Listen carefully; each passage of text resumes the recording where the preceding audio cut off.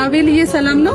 እንብላይ ቅዱስ ጓደኛ አቤል አንተ ወዳም አይባልም። ኧረ እንብላ ተው። ሰላም አለ እናንተ ያላችሁ ጭራሽ ላቤላዬ አድርሱልኝ። ሩታ ግን ምን ነካት? ምን ሆነች እንዴ? በሌሊቱ እየተቀጣቀጡ ነው። ላቤላዬ እንብላ ይባልም ወይ? እንብላ ባህላችን አይደለም። ባህሉ ቀርቷል። ኑሮ ተወዷል። አንድ እንጀራ 49 ብር መሀል አዲስ አበባ ላይ በገባ ወት እንዴት እንብላ ይላል አቤላዬ። አቤላዬን ተፋቱት። ሩታ ግን ይሄንን አልቦ ማለት ይሄንን አታረገውም።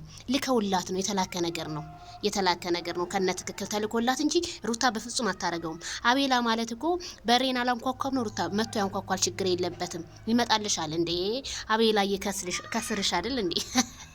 አቤላዬ እኮ ፈመሰ።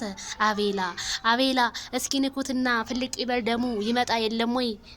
የማይክል ወንድም አቤላ ወንድሙ ይመጣል። እና ላቤላ ፈረሱ ደግሞ ለባቦ ጋያ ዋና እኔ ፈቅጄለታለሁ።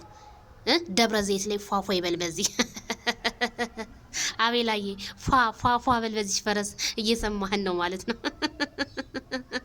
አረ ሌሊቱ ምን እየተካሄደ ነው? የቀለጠው መንደር ሆኗልና እኔ ሳላየው ማይክል ጃክሰንም መጥቷል። ቀብረር ይንጣ እኛን ይሞክረና እያሉ እንግዲህ ብሩኬና ማይክል እንግዲህ ዋው አይተነዋል። የወተት ያምራል። ማይክል ሄድ አው ፈገግ እንደሱ ያምራል።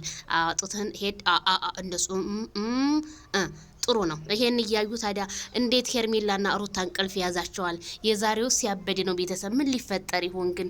ሌሊቱን የቀለጠው መንደር አድርገውታል። ኧረ ተው እንኑርበት እንጂ እሳት የላሰው እሳት ጎርፎ አደረገው አመድ።